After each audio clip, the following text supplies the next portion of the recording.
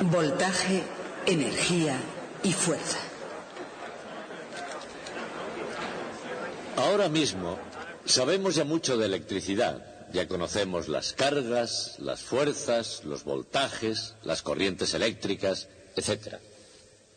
Y ahora nos preguntamos, ¿y qué pasa con eso? ¿Qué es lo realmente importante de todo ese material? Les pondré un ejemplo de lo que quiero decir. Recuerden la máquina gigante de Van Marum, una máquina que se fabricó a finales del siglo XVIII y que era capaz de producir un voltaje de 100.000 voltios. Utilizaba un banco de 100 botellas de Leyden para almacenar energía. Podía almacenar hasta 2.000 joules de energía. Y nos preguntamos ahora, ¿es eso impresionante? Tenemos que decir que no. 2.000 joules de energía es aproximadamente media caloría de alimento. O expresado en términos puramente eléctricos, esta pequeña pila de 9 voltios de un radiotransistor puede almacenar 10 veces más energía eléctrica que la que podían almacenar las 100 botellas de Leyden.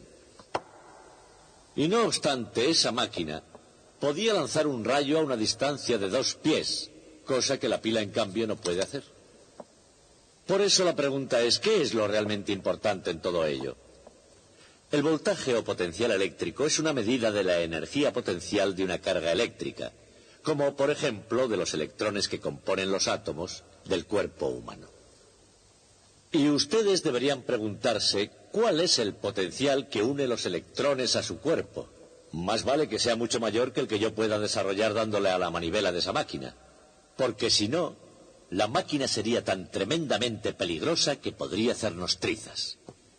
Entonces, ¿es verdad que los electrones están más fuertemente unidos al cuerpo que el potencial que yo puedo producir con esta máquina? La respuesta es no.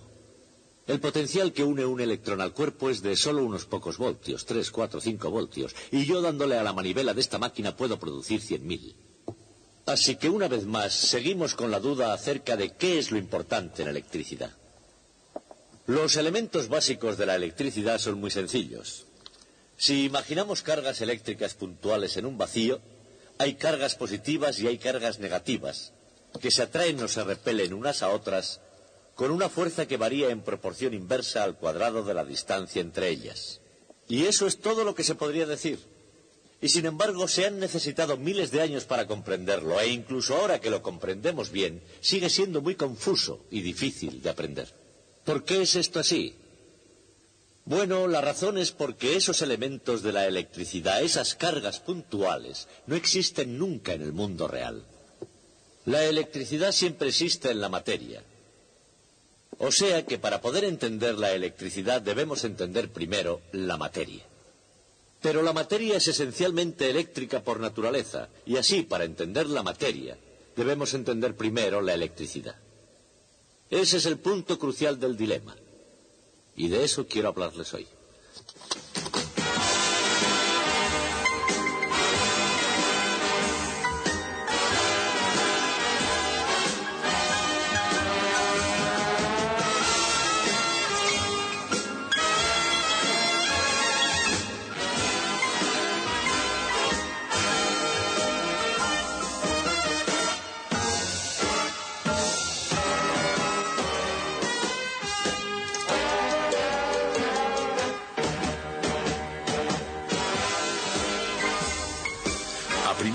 Intentar ver la electricidad en su verdadera esencia parece algo tan peligroso como salir una noche por las calles de Las Vegas.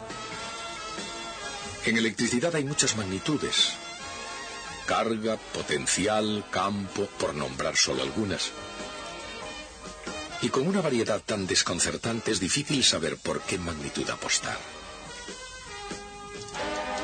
Lo que se necesita es una forma de explicar cómo se acopla todo, una manera de sentar las bases en favor del buen sentido y de la claridad.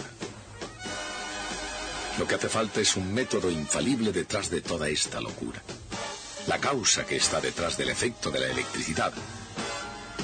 Lo que se necesita es un cambio de escena.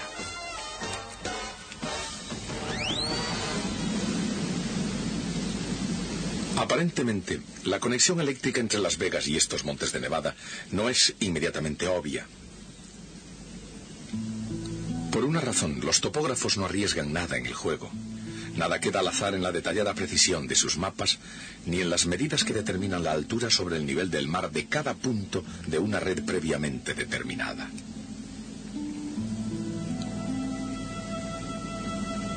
Se ha trazado una línea que une todos los puntos a una cierta altura sobre el nivel del mar, lo cual se repite después para otras alturas a intervalos regulares. Para el ojo de un experto, los contornos resultantes de puntos de altura constante proporcionan una clara descripción del paisaje real y, por la misma razón, las curvas de este mapa dan una clara representación de un campo eléctrico. Estas son las curvas de potencial eléctrico constante, e igualmente describen un terreno con sus altos y sus bajos. Cuando en realidad un terreno tiene subidas y bajadas, el viajero prudente quiere saberlo, porque subir una colina puede resultar un trabajo duro. Y exactamente lo mismo sucede con el potencial eléctrico. Subir la pendiente del potencial cuesta trabajo.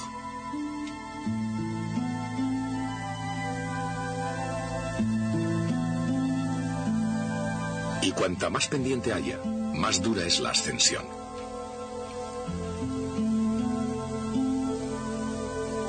Naturalmente, si el potencial no cambia, no se necesita ningún trabajo. Y si el potencial decrece, el campo es cuesta abajo todo el camino. En esta analogía, el potencial eléctrico es ascenso y el campo eléctrico es la pendiente hacia abajo. En términos más matemáticos, se puede decir que el campo eléctrico es la derivada negativa del potencial. O dicho de otra manera, el potencial es menos la integral del campo eléctrico. El campo eléctrico creado por una simple carga puntual es proporcional a 1 dividido por R al cuadrado.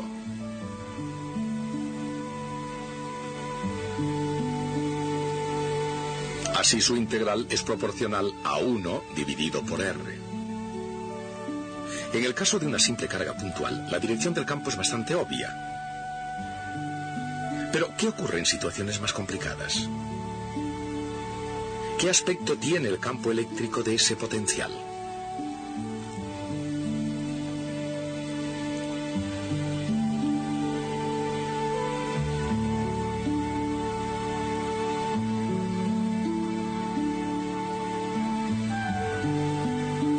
Como no supone trabajo el mover una carga a lo largo de una curva de potencial constante,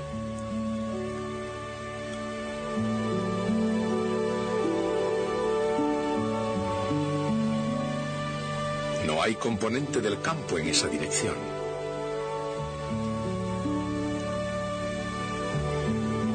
Así, el campo es perpendicular en cada punto a la superficie de potencial constante o equipotencial que pasa por ese punto.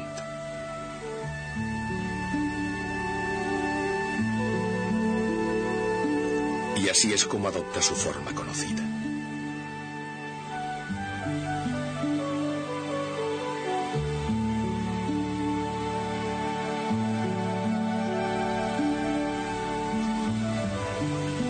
La forma normal del terreno más accidentado no son todo picos y valles. También tiene zonas totalmente llanas y horizontales. Un lago es una zona de altura constante sobre el nivel del mar. Lo mismo que una zona de potencial eléctrico constante creado por un conductor en un campo eléctrico. Y como el potencial eléctrico es el mismo en cualquier punto de la superficie de un metal, el campo eléctrico es siempre perpendicular a esa superficie. En las zonas montañosas es difícil encontrar muchas cosas que sean perpendiculares a algo, pero en la ciudad es muy fácil. Aquí es facilísimo encontrar electricidad trabajando y divirtiéndose. Aunque esta proliferación de luz y de color probablemente no es lo que los pioneros de la electricidad habían pensado. A pesar de ello, pusieron los fundamentos para que así fuera. Ben Franklin también hizo su parte trayendo el potencial eléctrico desde las alturas del cielo hasta la Tierra. Thomas Edison, pensando más en el trabajo que en la diversión, capturó electricidad en un vidrio y le hizo producir luz. Probablemente la consiguiente proliferación de anuncios en neón tampoco sería imaginada por Georges Claude, físico francés que desarrolló en la práctica una luz de neón en el año 1909. Esas primeras luces de neón comenzaron a funcionar en el Gran Palais de París, no como decoración, sino como iluminación del edificio. El resplandor rojizo de esas luces era visto por todos como un inconveniente. Por todos, menos por Jacques Fonseca, un publicista que vio grandes posibilidades a aquella luz rojiza. Convenció a Claude para que le vendiera los derechos, y en 1912 París estrenó el primer anuncio de neón del mundo. Y el trabajo no había hecho nada más que empezar. El potencial eléctrico es la capacidad de producir trabajo haciendo fluir cargas eléctricas sin importar a dónde vayan. El potencial se mide en voltios.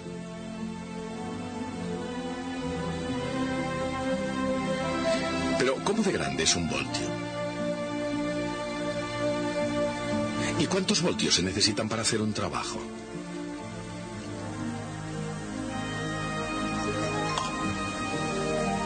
Una pila de linternas suele ser de voltio y medio. Con solo 2 de ellas se puede hacer un trabajo que valga millones.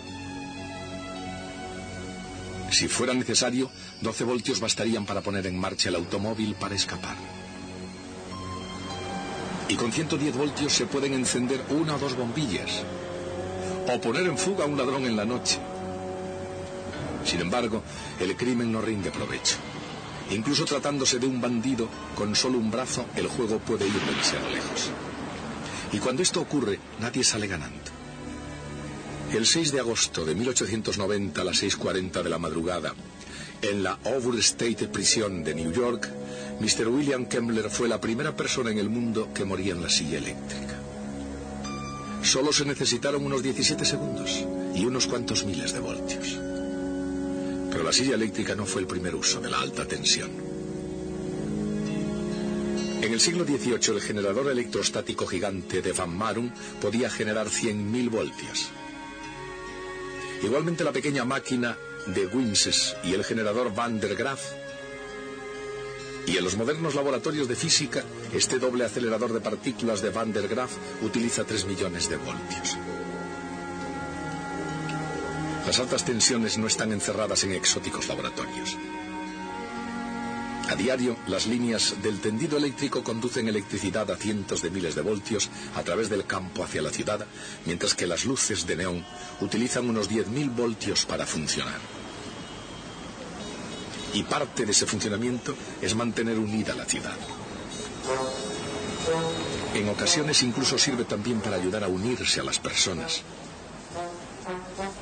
Pero la electricidad también es responsable de un tipo diferente de unión.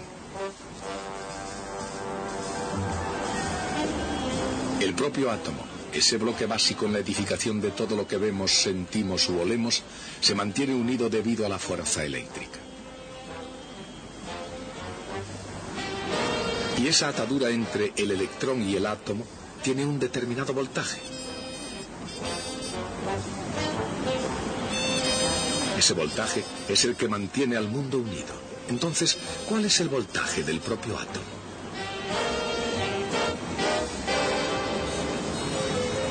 En cada átomo, la fuerza eléctrica une electrones cargados negativamente a un núcleo positivo.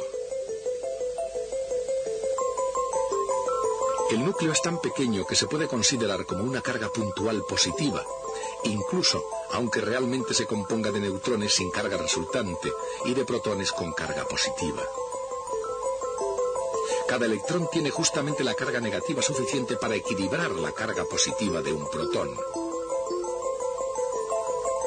El resultado puede ser un átomo totalmente neutro.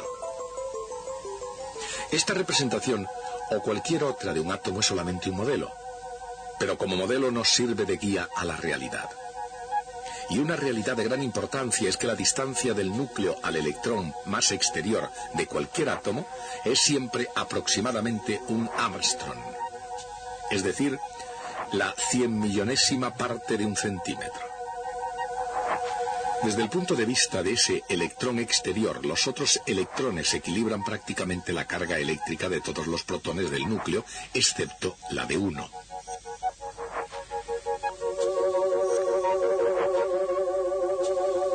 De tal modo que el electrón más exterior detecta aproximadamente el campo eléctrico y el potencial eléctrico debido a un protón, situado a un Armstrong de distancia. Su potencial eléctrico alcanza solo unos pocos voltios.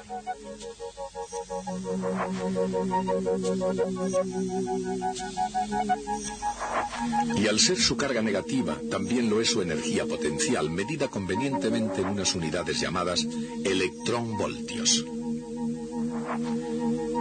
Esos pocos electronvoltios, menos una pequeña energía cinética, es lo que hay que vencer para desprender un electrón de un átomo.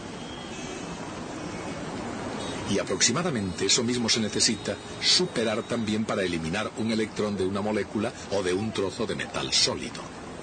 Mucho menos es lo que hay que vencer para conseguir que los turistas de Las Vegas se desprendan de unos cuantos dólares. Mientras que el jugador siente una gran atracción por el dinero, la unión que existe entre un dólar cualquiera y el jugador es francamente pequeña.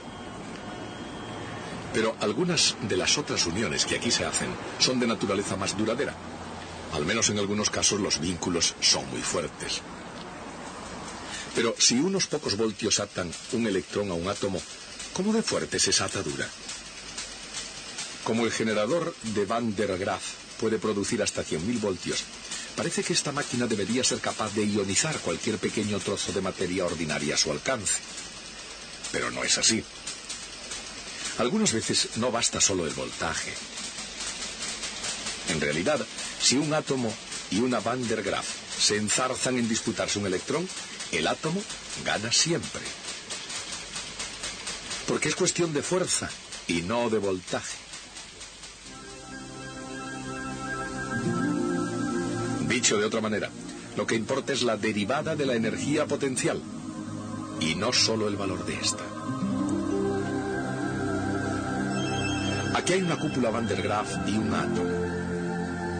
Están compitiendo por un electrón que puede estar unido a la Van der Graaf por decenas de miles de voltios.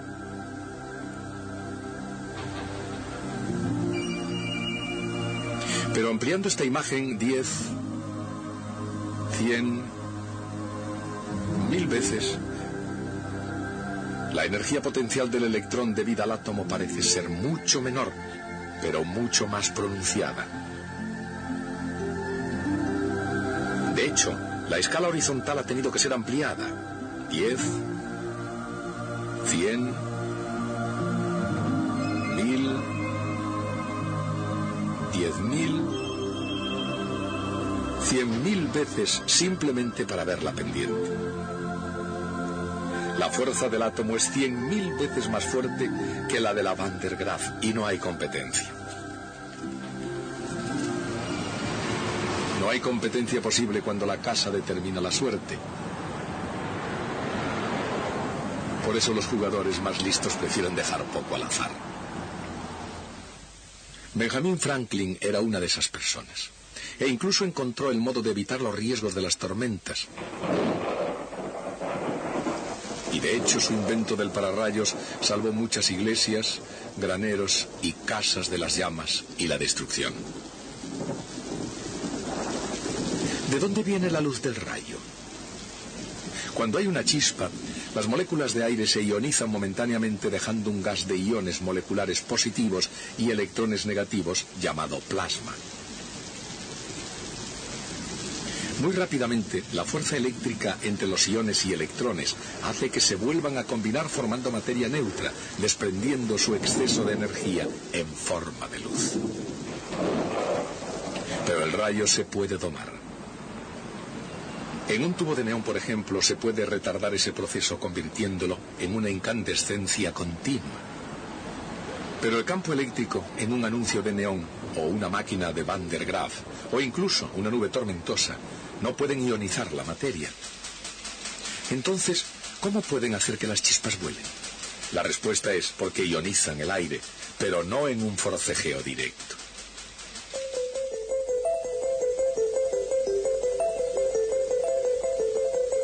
El aire alrededor de la esfera del generador de Van der Graaf contiene siempre algunos electrones casualmente.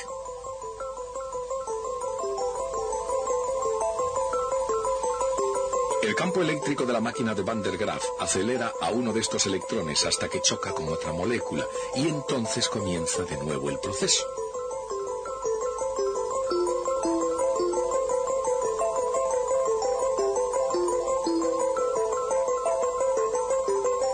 Si la distancia entre átomos es suficientemente grande y el campo es suficientemente potente, el electrón puede adquirir suficiente energía cinética como para desprender otro electrón cuando choca.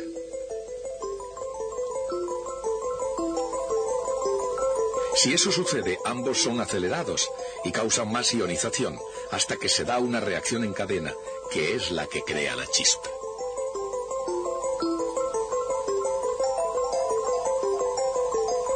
Así que un generador Van der Graaf o un anuncio de neón ionizan el aire no por pura fuerza eléctrica, sino mediante colisiones.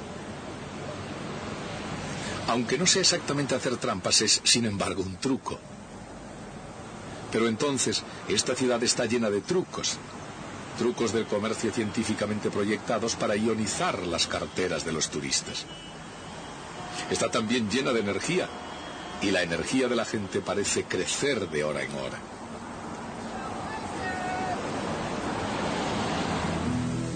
La energía eléctrica, por otra parte, sube con el voltaje y con la carga. Así que la pregunta sobre cuánta energía puede suministrar un dispositivo eléctrico no solo depende de su voltaje, sino también de la cantidad de carga disponible. La máquina de Van der Graaf y este generador electrostático gigante alcanzan voltajes muy altos antes de que las chispas los descarguen. Pero ni siquiera las 100 botellas de Leyden de la máquina de Van Marum podían almacenar tanta carga como la que hay en la batería de un automóvil. Incluso, aunque tenga un voltaje mucho menos que esas máquinas, almacena tanta carga en forma química que es mucho más útil. De hecho, una pila corriente de una radio almacena 10 veces más energía que el generador de Van Marum. Una batería es un almacén de energía, pero por muchas baterías de que dispongamos aquí mismo, un día cualquiera, hay mucha más energía almacenada. No obstante, solo una pequeña fracción de la inmensa energía potencial de este agua se convierte en energía eléctrica. Esa energía viaja a través del desierto hasta la ciudad, donde es irradiada en la noche en toda clase de colores, formas y tamaños. Pero detrás de esa fachada resplandeciente, la carga, el campo, la energía, el voltaje y la fuerza son los ingredientes de la electricidad. Y esos materiales son los que mantienen unido al universo. A principios del siglo XIX, un químico británico, John Dalton, propuso la ley de las proporciones simples y múltiples. Y esa ley, por vez primera, dio un sólido y científico fundamento a la antigua idea de la teoría atómica de la materia. Pero no todos los científicos aceptaron la teoría de Dalton. Durante ese siglo hubo un grupo de químicos conservadores que fundamentalmente pensaban que era mala ciencia creer en algo que no se podía ver. De la teoría atómica decían, no necesitamos esa hipótesis. Ellos no eran los únicos que no creían en la teoría de Dalton. Dalton tenía un rival para el título de el químico más grande de Inglaterra. Se llamaba Humphrey Davy. Y Davy tampoco creía en la teoría de Dalton, pero por razones totalmente opuestas. Pensaba que Dalton no había ido bastante lejos. Su argumento era algo parecido a este. Decía, hay 40 clases de elementos conocidos. Eso significa que, de acuerdo con la teoría de Dalton, debe haber 40 clases diferentes de átomos indivisibles que expliquen las propiedades de esos elementos. Pero, decía, de esos 40 elementos, 26 son metales. Y todos ellos comparten las propiedades de superficie brillante, buena conductividad eléctrica y térmica, ductilidad mecánica y algunas otras más. Y no es casualidad que se den esas propiedades en 26 ocasiones independientemente. Tiene que haber subyacente un principio de metalización. Era como decir que los átomos de Dalton debían tener una estructura interna. Bueno, pues se necesitaron 100 años para llegar a la conclusión de que los dos, Dalton y Davy, tenían razón. La materia está compuesta por átomos, y los átomos tienen una estructura interna que explica por qué existen los metales. Pero mucho antes de que se comprendiera esto, incluso antes de los tiempos de Davy y de Dalton, todo ello había sido utilizado por un astuto italiano, Alessandro Volta, que había inventado la pila eléctrica. Pero de todo eso hablaremos el próximo día.